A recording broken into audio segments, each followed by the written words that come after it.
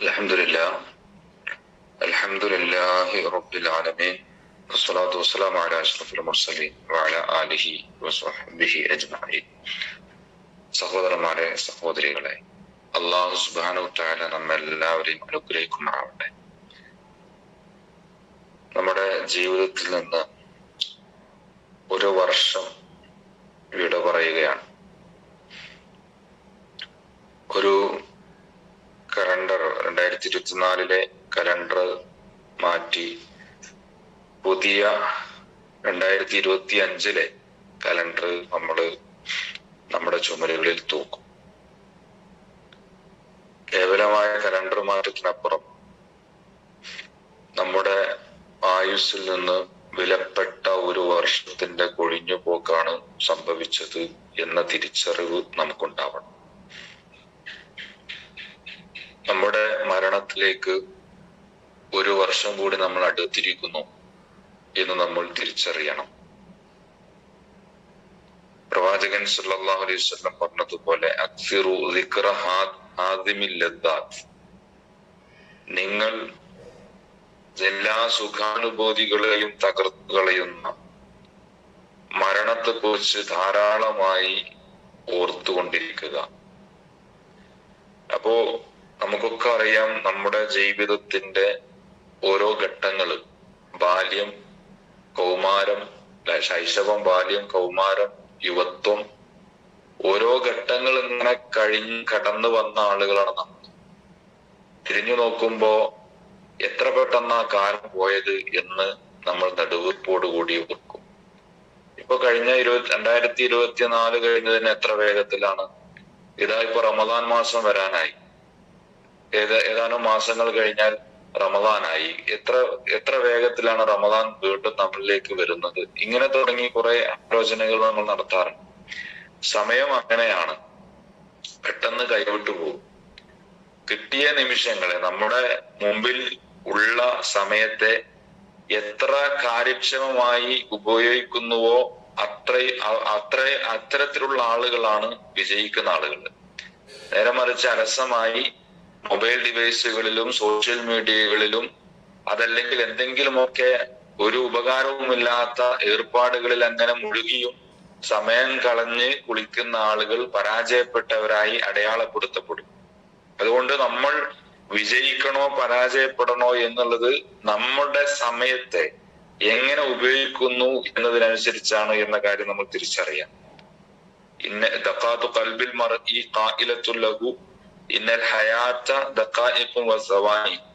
നമ്മുടെ ഈ ഹൃദയമിടിപ്പുകൾ, ഓരോ മനുഷ്യന്റെയും ഹൃദയമിടിപ്പുകൾ അവനോട് പറഞ്ഞുകൊണ്ടിരിക്കുന്ന ഒരു കാര്യമുണ്ട്. തീർച്ചയായും ഈ ജീവിതം എന്നുള്ളത് കുറച്ച് മിനിറ്റുകളും സെക്കൻഡുകളും മാത്രമാണ് എന്ന്. അപ്പോ അത് മനസ്സിലാക്കിയിട്ട് നമ്മുടെ ടൈമിനെ ശരിക്കും മാനേജ് ചെയ്യാൻ നമ്മൾ ശ്രമിക്കേണ്ടതുണ്ട്. ഓരോ ദിവസവും പുതിയ കാര്യങ്ങൾ ചെയ്യുവാൻ, എന്തെങ്കിലും പുതിയ കാര്യങ്ങൾ ചെയ്തുകൊണ്ടിരിക്കുവാൻ നമ്മൾ സമയം കണ്ടെത്തണം. അതല്ലെങ്കിൽ എല്ലാ ദിവസവും ഒരുപോലെ ഒരു യാന്ത്രികമായ ഒരു ജീവിതമായിട്ട് പ്രത്യേകിച്ച് ഒന്നും ചെയ്യാൻ കഴിയാതെ മരിച്ചു പോകേണ്ട ഒരവസ്ഥ നമുക്കുണ്ടാകും. അതുകൊണ്ട് സഹോദരന്മാരെ, നമ്മൾ ഈ പുതിയ വർഷത്തിലേക്ക് കടക്കുമ്പോൾ അത് കേവലമായ ആഘോഷത്തിന് വേണ്ടിയിട്ടല്ല ഉപയോഗിക്കേണ്ടത്, മറിച്ച് കൃത്യമായ ആലോചനകൾ നടത്താൻ വേണ്ടി നമ്മൾ ഉപയോഗിക്കാം. പിന്നെ പ്രവാചകൻ സല്ലല്ലാഹു അലൈഹി വസല്ലം പ്രവാചകനോട് ഒരിക്കൽ ഒരാൾ ചോദിക്കുകയുണ്ടായി, യാ റസൂലല്ലാഹ്, മൻ ഖൈറുൻ നാസി, ആരാണ് ജനങ്ങളിൽ ഏറ്റവും ഉത്തമരായ ആളുകൾ? അപ്പൊ റസൂലുള്ളാഹി സ്വല്ലല്ലാഹു അലൈഹി വസല്ലം പറഞ്ഞു, മൻ ത്വാല ഉമറുഹു വഹസുന അമലുഹു, ആരുടെ ആയുസ് ദീർഘിച്ചോ അതേപോലെ പ്രവർത്തനങ്ങൾ നന്നായോ അവനാണ് ഏറ്റവും നല്ല മനുഷ്യൻ. ജനങ്ങളിൽ ഏറ്റവും ഉത്തമനായ ആള് അവനാണ്. ആയുസ് ദീർഘിക്കുകയും അതോടൊപ്പം തന്നെ ആ ആയുഷ്കാലത്തൊക്കെ നന്മകൾ അധികരിപ്പിക്കുകയും ചെയ്യുന്ന ആളുകൾ. അതല്ലാതെ കൂടുതൽ ആയുസ് കിട്ടി അതുകൊണ്ട് പ്രത്യേകിച്ചൊരു ഉപകാരമില്ല. നന്മകളുടെ കണക്ക് പുസ്തകത്തില് പ്രത്യേകിച്ചൊന്നും കൂട്ടിച്ചേർക്കാൻ കഴിയുന്നില്ല. യാന്ത്രികമായി കുറച്ച് ആരാധനകളും കുറച്ച് കാര്യങ്ങളും ഇങ്ങനെ ചെയ്തു പോകുന്നു എന്നല്ലാതെ കൃത്യമായിട്ട് ആ സമയത്തെ നല്ല വഴിക്ക് ഉപയോഗപ്പെടുത്താൻ കഴിയാതെ അങ്ങനെ ജീവിച്ചു പോകുന്ന ആളാണെങ്കിൽ അതുകൊണ്ട് പ്രത്യേകിച്ച് കാര്യം. അതുകൊണ്ട് സഹോദരന്മാർ, നമുക്ക് ദീർഘായുസ് വേണം.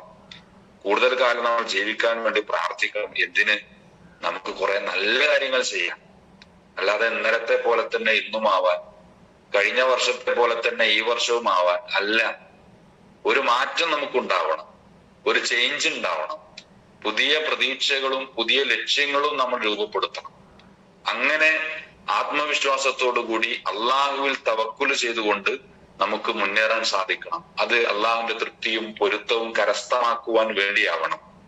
അങ്ങനെ നമുക്ക് നല്ല ഒരുപാട് മാതൃകകൾ കാഴ്ചവെക്കാം. നമ്മൾ ഇവിടെ നിന്ന് വിട പറഞ്ഞു പോകുമ്പോഴേക്ക് ഒരുപാട് നല്ല അടയാളങ്ങൾ നമ്മുടേതായിട്ട് ഈ ഭൂമിയിൽ അവശേഷിപ്പിച്ചു പോണം. അത് പല രീതിയിലാവാം. അത് ഓരോ മനുഷ്യനും ജീവിക്കുന്ന പരിസരങ്ങളിൽ വ്യത്യസ്തമായ രീതികളിൽ അതാവാം. ഇന്ന രീതിയിൽ ആ അടയാളം ആകാവൂ എന്നില്ല. പക്ഷെ നന്മയുടെ അടയാളമായിരിക്കണം അത്. നല്ല മാതൃകകളായിരിക്കണം നമ്മൾ സൃഷ്ടിക്കേണ്ടത്. നമ്മുടെ കുടുംബത്തിലാണെങ്കിൽ, നമ്മളൊരു കുടുംബിനിയാണെങ്കിൽ ഏറ്റവും നല്ലൊരു കുടുംബിനിയായി, ഏറ്റവും നല്ലൊരു മാതാവായി, ഏറ്റവും നല്ലൊരു ഭാര്യയായി, ഏറ്റവും നല്ലൊരു സഹോദരിയായി, നമ്മളൊരു കുടുംബനാഥനാണെങ്കിൽ ഏറ്റവും നല്ല കുടുംബനാഥനായും വാപ്പയായും സഹോദരനായും അതുപോലെ മകനായും ഒക്കെയുള്ള റോളുകൾ ഏറ്റവും നന്നായി നിർവഹിക്കുക. അതോടൊപ്പം തന്നെ സമൂഹത്തോടുള്ള കടപ്പാടുകൾ, അയൽവാസികളോടുള്ള കടപ്പാടുകൾ അത് ഏറ്റവും ഭംഗിയായി നിർവഹിക്കുക. ഇങ്ങനെ തുടങ്ങി ഓരോ മേഖലകളിലും പ്രവർത്തിക്കുന്ന ആള്, നല്ല കച്ചവടക്കാരനാണെങ്കിൽ അല്ലെ, ഒരു ഏറ്റവും നല്ല സത്യസന്ധനായ കച്ചവടക്കാരനാവുക. അതേപോലെ പിന്നെ ജോലി എടുക്കുന്ന ആളാണെങ്കിൽ, ഒരു സ്ഥാപനത്തിൽ ജോലി ചെയ്യുന്ന ആളാണെങ്കിൽ അവിടെ നല്ല കൃത്യനിഷ്ഠയോടുകൂടി ഹാജരാകുകയും ഏൽപ്പിക്കപ്പെടുന്ന പണികൾ ഏറ്റവും വൃത്തിയായിട്ട് ചെയ്യുകയും ചെയ്യുന്ന ആളാവുക. ഇങ്ങനെ തുടങ്ങി ഓരോ മേഖലയിലും മാതൃകയാവുക, റോൾ മോഡൽ ആവുക. അതേപോലെ തന്നെ ഇസ്ലാം നമുക്ക് ഏൽപ്പിച്ചിരുന്ന ഉത്തരവാദിത്തങ്ങൾ, അംറും ബിൽ മഅറൂഫ് വ നഹിയുൻ അനിൽ മുൻകർ, അത് നമ്മുടേതായ ഇടങ്ങളിൽ അത് കൃത്യമായി വൃത്തിയിൽ നിർവഹിച്ചു കൊണ്ടിരിക്കുക. അങ്ങനെ നമുക്ക് അടയാളപ്പെടുത്തുവാൻ നമ്മുടെ ഇടങ്ങളിൽ അടയാളങ്ങൾ ഉണ്ടാക്കി വെച്ച്, നല്ല നല്ല അടയാളങ്ങൾ ഉണ്ടാക്കി വെച്ച് ഈ ജീവിതത്തോട് വിട പറയുവാൻ നമുക്ക് സാധിക്കണം. ആരാണ് ഏറ്റവും മോശപ്പെട്ട ആള് ജനങ്ങളിൽ എന്ന് പ്രവാചകനോട് അയാൾ തന്നെ വീണ്ടും ചോദിക്കുന്നുണ്ട്. മൻ ത്വാല ഉംറുഹു വസാഅ അമലുഹു എന്ന് പ്രവാചകൻ അതിന് മറുപടി പറഞ്ഞു. ആരുടെ ഉമർ, ആരുടെ ആയുസ് ദീർഘിച്ചു, അതേപോലെ തന്നെ വസാഅ അമലുഹു, അവന്റെ പ്രവർത്തനം മോശവുമായി. ആയുസ് ദീർഘിച്ചു എന്നുള്ളത് കൊണ്ട് അദ്ദേഹത്തിന് പ്രത്യേകിച്ച് നന്മ ചെയ്യാനല്ല കഴിഞ്ഞത്, കുറെ തിന്മകളുടെ അളവ് കൂടുകയാണ് ചെയ്തത്. കൂടുതൽ സമയം കിട്ടിയപ്പോ അതിനനുസരിച്ച് തിന്മകൾ കൂടി, കുറെ ഫിത്നകൾ ഉണ്ടാക്കി, കുറെ ഫസാദ് പറഞ്ഞു, കുറെ ഗീബത്ത് പറഞ്ഞു, കുറെ നുണ പറഞ്ഞു, കുറെ ആളുകളെ തെറ്റിപ്പിച്ചു. അങ്ങനെ കുറെ സംഗതികള്, തിന്മകൾ ചെയ്യാനാണ് അയാളുടെ ദീർഘായുസ് അദ്ദേഹത്തിന് ഉപകാരപ്പെട്ടത്. അവനാണ് ജനങ്ങളിൽ ഏറ്റവും മോശപ്പെട്ട ആള് എന്ന് പ്രവാചകൻ സല്ലല്ലാഹു അലൈഹി വസല്ലം നമുക്ക് പഠിപ്പിച്ചു തരാണ്. അതുകൊണ്ട് സഹോദരന്മാരെ, ഈ ജീവിതകാലം എന്തിനാണ് നമ്മൾ ഉപയോഗിക്കുന്നത് എന്നൊരു ആത്മവിചാരണ നമ്മൾ നടത്തുക. പ്രവാചകൻ സല്ലല്ലാഹു അലൈഹി വസല്ലം ഒരിക്കൽ പറഞ്ഞു, 60 വയസ്സ് വരെ ജീവിക്കാൻ അവസരം കിട്ടിയ ഒരാൾക്ക് പിന്നീട് യാതൊരു ന്യായവും ഉണ്ടാവുകയില്ല.